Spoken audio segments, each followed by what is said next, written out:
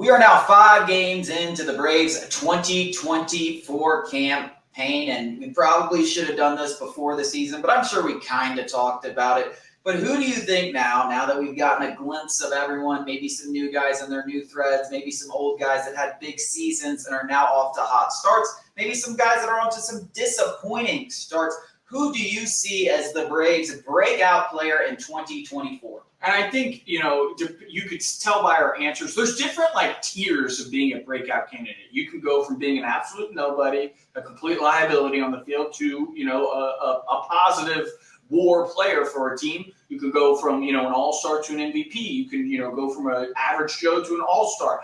I'm going to go with somebody who hasn't had an all-star, but has been an all-star in his 2 seasons. He is going to, prove to the world that he should be in the conversations with the best players in baseball. And that is our center fielder, Michael Harris. He's off to a hot start this year. I think once he gets his power numbers up, everything's going to fall in line. He's a 300 hitter.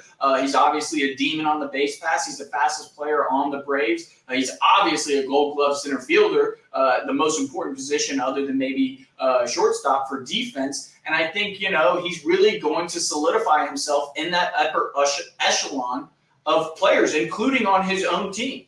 Yeah, I mean, Ronald Acuna was probably the Braves' breakout player a year ago, and we already knew he was one of the best players in baseball. He established himself as the NL MVP. You've got guys like Orlando Arcia, who came over from the Braves, went from a nobody to an NL All-Star. You got rookies like Spencer Strider and Michael Harris of the past who were rookies and turned into be basically all-star caliber talent. So every single year, it seems, with the Braves, and it's because of the way they develop their players and maybe the attitude around the clubhouse and how it's easier to play here. But they always have at least a couple of guys that really elevate their play from season to season. It's a testament to the organization.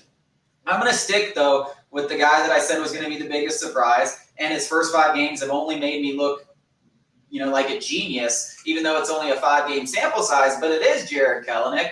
And I believe in Kevin Seitzer.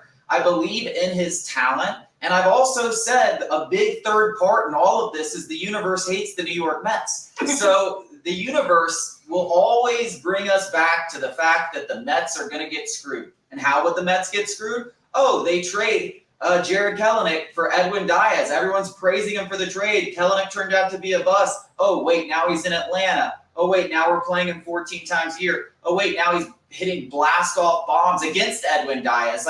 That is fully how the universe works against the New York Mets, and you can argue, but there was a long history of results that would argue against you. But in all seriousness, I really just believe in Kevin Seitzer. I believe in the talent. I believe that he's starting to gain some confidence already early in the season. I think you're already seeing the results of the adjustments. And I just think the more and more reps, the more and more comfortable he gets, I think he's in such a good place to succeed, batting 9th in a loaded lineup in front of Ronald Acuna. That's another thing people got to realize. He's batting in front of the NL MVP. You want to know why Michael Harris had a lot of success? Yes, he's really damn good. But it's a lot easier to bat in front of the best player in baseball. So there's a lot of things working for Kelenic, and I just believe it. We look up, he's a good defensive player. We know that. He's good on the base pass, too. This was a guy that was projected 0.8 F4. So talking, if he gets to 3 F4 or something like that, I know he's not going to play every day, but that's a hell of an improvement or a breakout, so to speak, and I think that's going to end up being the guy. But I don't hate on Michael Harris. I think you could make it. I'll go. There are,